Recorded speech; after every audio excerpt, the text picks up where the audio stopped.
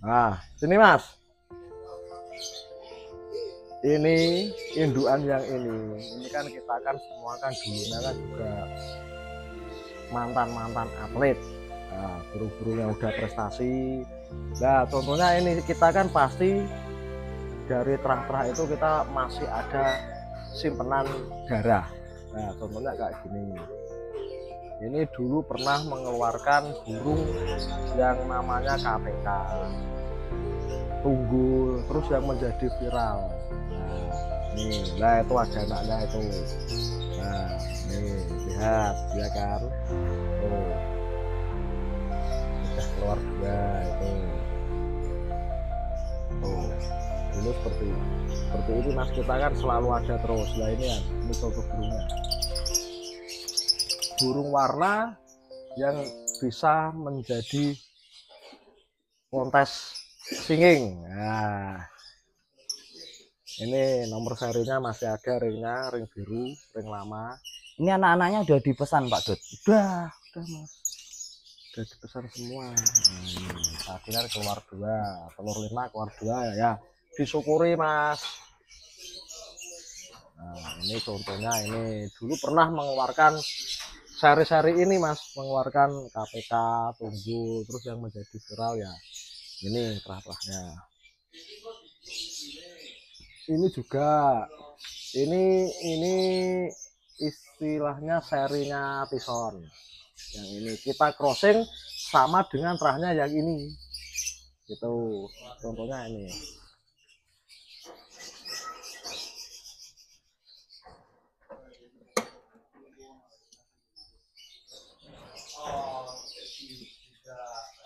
Ini juga ada anaknya Mas, bentar Mas. Nah, ya kan. Nah, tuh.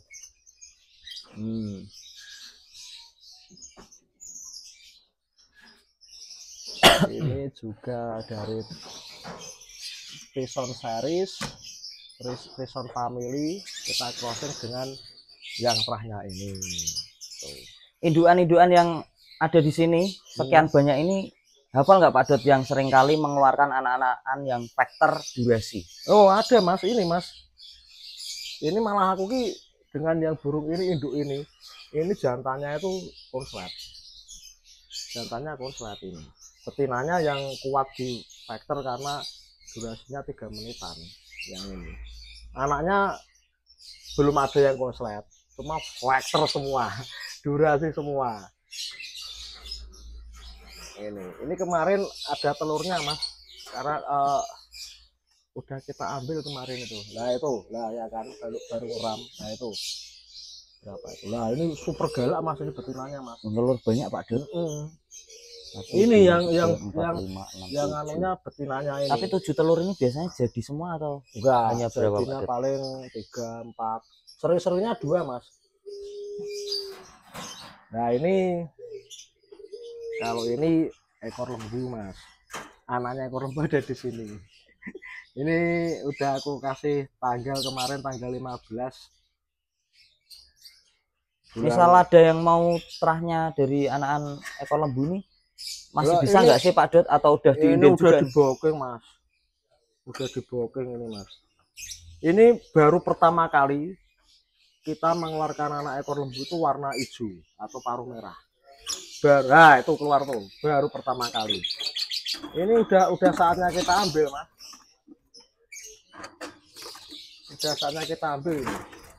Telur 4 Mas, cuma jadi 1. Itu masih ada 3 telurnya, sisa 3. Ini udah dipesen sama fan ini. Ini live ya, kita ambil ya. Ini anaknya ekor lembu. Dari kemarin-kemarin di cerita sudah ada. Nih, udah kasih ring double ring RHN ya. Yang ini ring stick holiday Bengkayang. Nah, ini pertama kali secara live kita ambil langsung. Ini pertama kali juga keluar warna paruh merah. Kemarin-kemarin pasti paruh putih terus. Yang ini berarti ngikut ke betinanya. Betinanya kan warna biola. Biola Green. Ikut ke betinanya. Ini prediksi saya juga betina. Ini ikut ke betinanya. Jepone kurungan Tri. Pak unduh sisan iki panen sisan.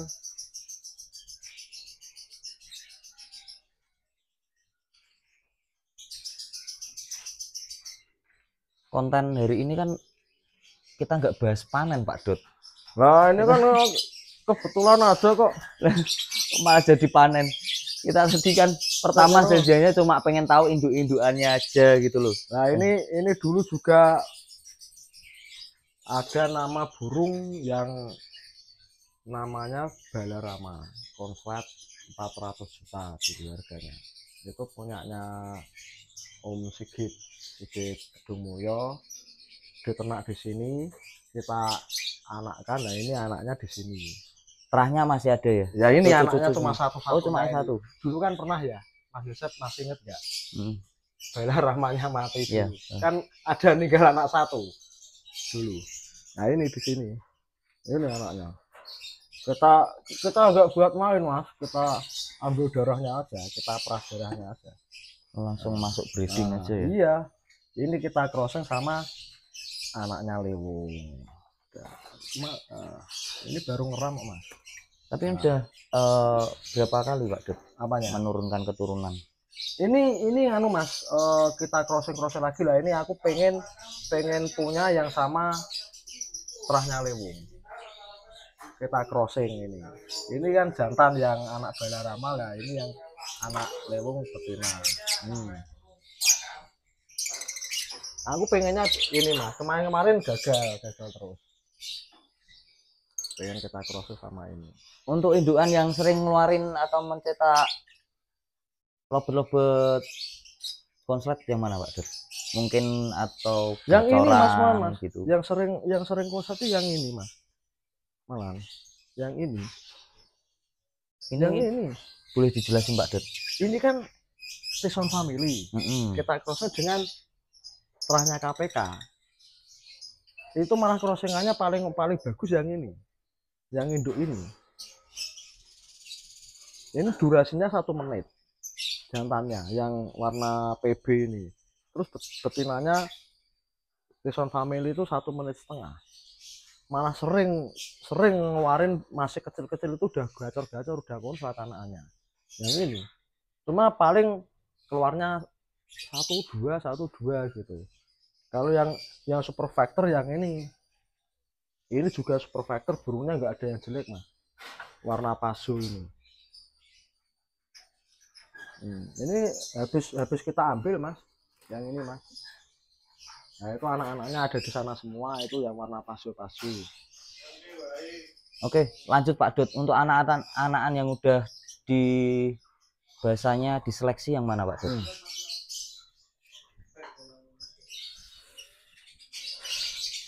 Kalau yang udah yang masih kayak gini kan kita baru ambil Mas. Kita masih penuh dengan jagung, kangkung, baru ambil. Milletnya aja ini masih kadang-kadang makan, kadang-kadang belum ya. Kita misalkan jual pun belum berani.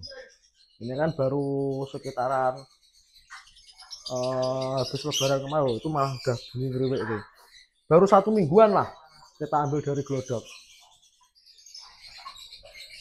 Terus ini udah kita seleksi juga, nah ini udah kenal. Nah ini yang tadi aku ceritain, yang induknya di sana tadi. Ini ngeluarin, pasti nanti gacor burungnya ini yang paruh putih ini. Nah itu mah udah ngeriwek-ngeriwek itu Mas. Ini juga baru ambil, tapi udah berani lah. Ini kan masih ya, ini Tyson family juga. Ini masih kumisan Mas, dagingnya masih hitam-hitam nih. Nah, itu persis kayak ini, sama ibaratnya ini masuknya adiknya si maling. Ini masuknya adiknya si maling. Ini masih di single ya Pak? Single ya, kita kan dari kemarin kan masuk di kandang-kandang kotak-kotak kayak gini Mas. Nah ini kan aku pantau makanya udah banyak lah. Nah aku anggap udah aman.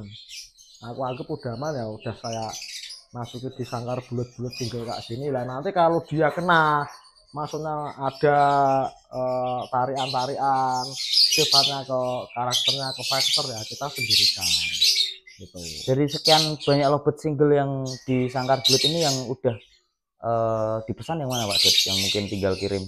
Yang udah dipesan, yang lainnya masuk udah aku taruh sana Mas. Nah ini kemarin masih inget gak Mas Joseph? Kemarin kan ngeluarin anak 4 Trah RS. Nah ini masih sisa 1 yang warna putih ini. Ini sayapnya jelek semua Mas. Yang Trah RS ini. Nah, ini Trah RS kita silang dengan jabrik. Jabrik itu burung paling lama. Burung lama, bahkan burung gak terkenal lah intinya lah. Burung gak terkenal wong era-era dulu kok maksudnya kan gitu. Betinanya jabrik, jantannya Trahnya Rayas. Lah ini keluar 4, yang 3 biru-biru itu udah laku, tinggal 1 ini. Kebetulan ini kalau nggak salah prediksi saya nggak meleset, ini jantan. Ini udah dipesan orang juga. Ini udah aku kasih tanda rapia. Udah dipesan tinggal 1 ini. Sebenarnya ini mau aku simpen Mas, burung ini Mas. Tapi ya gimana, wong kita kan ya produksi ya intinya biar ekonominya berputar lah. Itu udah dipesan. Terus yang lain udah aku taruh sana semua. Kalau prediksi dari Om Adi Codot, mana nih yang paling mungkin bisa diandalkan di kelas Vector nantinya? Di kelas Vector aku tetap cenderung ke ini Mas, ke yang ini. Ya ini nanti entah jantan entah betina. Ini masuknya ke adiknya Idrus juga. Ini. Terus ini terahnya tentrem ada 2, 1, 2 ini, cuma masih kecil-kecil banget Mas, belum terlihat Mas. Oh, masih kecil-kecil banget, paruhnya masih oranye semua ini. Tuh, ini terahnya tentrem ada 2. Jadi kan kita kan nanti kan menyeleksinya kan antara kelamin Mas, jantan atau betina kan gitu. Kalau nanti kebetulan jantan ya kita tetap kita pakai sistem penggacoran. Nanti kita pasangkan kayak gini gitu. Ini dulu ini masuknya ke adiknya Kancil atau bayi ajaib. Nah ini yang warna GS ini udah aku pasangkan. Soalnya ini sifatnya kan burung karakternya ke gacor Mas, model gacoran. Nah ini kakaknya ini aku nyimpen 1 ini Mas, ini buat nanti buat regenerasi Mas. Yang ini hafal semua ya Pak Dut? Hafal.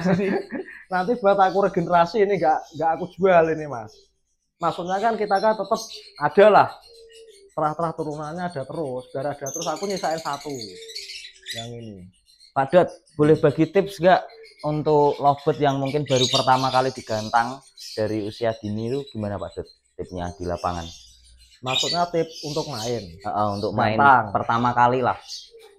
Nggak usah mikir juara atau enggaknya.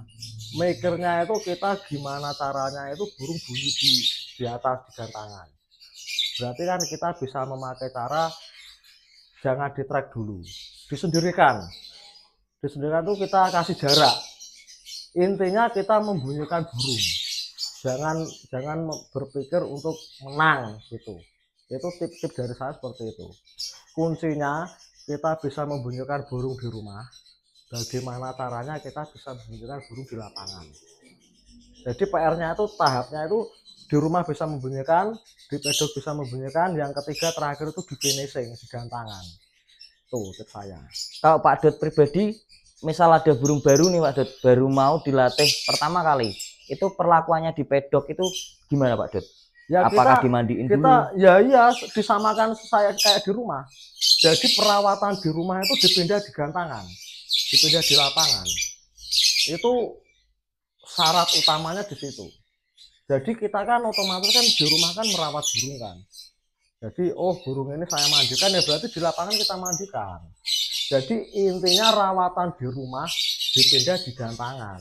Berarti kalau misal kita punya schedule atau jadwal mau main, mau gantang, burung nggak usah dirawat di rumah, dirawatnya di gantangan. Gitu. Kalau bisa kan kita mendahului panitia. Jadi panitia belum ada kita udah datang. Itu lebih lebih efisien. Jadi lebih awal. Kita datang ke gantangan itu lebih awal. Misalkan main start jam 3, berarti jam 2 kita udah datang. Itu waktu 1 jam itu untuk kita merawat burung gatuan kita. Jadi dipindah aja, perawatan di rumah disesuaikan di lapangan seperti itu. Nanti insya Allah burung jalan. Kalau kita mendadak tahu-tahu sampai lokasi terus langsung main, ya nggak bisa mas, itu nggak bisa jalan lah. Kasihan burungnya, kaget nanti. Itu. Di sini ada yang ini nggak Pak Dut, di Sangkar Bulet ini yang nanti tipenya tipe gacor gitu. Nanti kan aku kan baru nyeleksi mas. Kita kemarin nyeleksi ada 6 ekor. Nah kebetulan ada tamu kesini 3 orang. Yang 1 orang Rembang Jawa Tengah ambil 2 ekor. Yang satunya lagi orang Kediri Jawa Timur ambil 2 ekor. Yang satunya kemarin agak sore datang ke sini orang Jakarta ambil 2 ekor. Habis. Kita nyeleksi 1 hari, habis 1 hari itu juga. Terus tadi pagi ada pembeli juga. Udah aku pilihin, udah aku simpen di sana. Ada sekitaran 6 kalau nggak salah mas. 6. Dan nanti aku kasih contoh nanti. Menanggapi kondisi pasar terkait burung lovebird ini dari Pak Adi Codot, apakah kewalahan Pak? Aku jujur kewalahan mas. Sampai ya aku kadang sungkan sama orang-orang yang ada di kontak WA saya. Kadang slow respon. Ya karena bukan kitanya nggak mau sih, enggak mas. Kita penuh. Setiap menit ada WA masuk. Permintaan pasar itu banyak banget. Sampai tadi barusan aja ada orang Jakarta lagi juga telepon. Kemarin udah pesen 1, udah aku pilihin kan. Mau nambah lagi 1 yang tipe karakternya yang sesuai dia inginkan. Nah kebetulan kan ini bukan masalah stok habis. Saya belum menyeleksi lagi. Karena kalau kita asal milih nggak sesuai apa yang mereka inginkan kan, kita kan ya salah juga kan gitu. Jadi kita bener-bener oh ya kapasitas materi burung karakternya sesuai apa yang dia inginkan, nggak asal ini ambil ini udah ini, enggak mas gitu. Di kandang RHN itu dihandle berapa orang Pak Dot? Ya aku sama Om Gendut. Saya di sini yang ya dalam arti yang bertugas dan bertanggung jawab seluruhnya di sini saya. Yang di bawah kan Gendut ya si apa itu dia rawat ternakan Pak Rowo, Murai dan ocan-ocan yang lain, masih dibantu sama Gagas, ada teman-teman yang lain. Di sini aku sama Ahmad sama itu si Tri itu yang membantu rawat ternakan. Pembagian tugasnya gimana Pak Dut? Ya kita terstruktur mas, kita terstruktur. Jadi semua polanya ada semua. Jadi job desk-nya itu mereka udah ada tugasnya masing-masing. Misalkan kayak si Tri itu dia job desk-nya pokoknya pagi ngurusin ternak, bantu kita. Misalkan bersihin sangkar dan lain-lain lah. Kalau si aku kan otomatis menyeleksi mas, menyeleksi materi burung, karakter burung sama nanti finishing di lapangan. Kalau si Ahmad kan ya tugasnya kan saya handle juga, dia kan nanti yang ke lapangan dia gitu. Ke lapangan untuk masuknya bahan-bahan dan sebagainya, dan nanti saya tinggal mengontrol. Oh ini burungnya udah sampai grafiknya sekian dan nanti saya yang mengontrol di situ. Oh ini udah layak keluar kota dan nanti saya yang menghandle sama membentuk.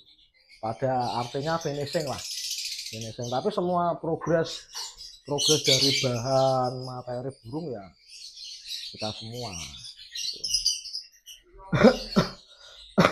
Ini yang sudah terseleksi dari Pak Adi Codot yang di sebelah sana berarti? Tadi udah seleksi 6 burung. Udah aku taruh di sana biar nggak rantu di sini. Karena saya sendiri juga masih ngontrol di sini.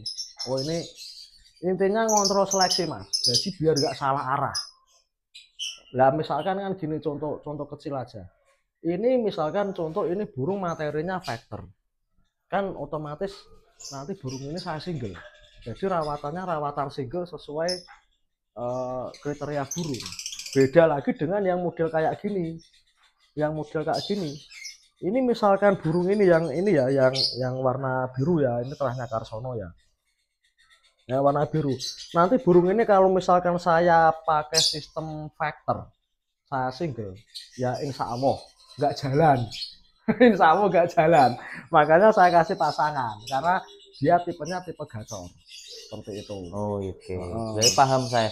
Ini Berarti juga gitu. gini ya Pak Dut, dari Pak Dut ini ternyata yang lama itu justru malah ketika mengamatinya ya. Kita misalkan kayak orang nggak kerja mas, cuma duduk rokokan ngopi, tapi kita itu mengolah pikiran kita dengan pikiran kita masuk nggak sama di hati, sesuai feeling nggak, kan gitu, nggak asal.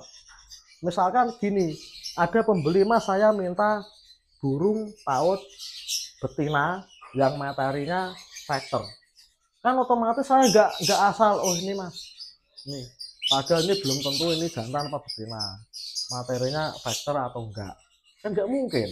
Yang lama itu yang kita menyeleksi itu mengamati salah satu dari sekian ekor burung, kan gitu, biar nggak salah arah, intinya di situ. Daripada nanti ke belakangnya mas ternyata burungnya nggak bisa mas dibuat main factor, kan kita yang repot, kena komplain satu.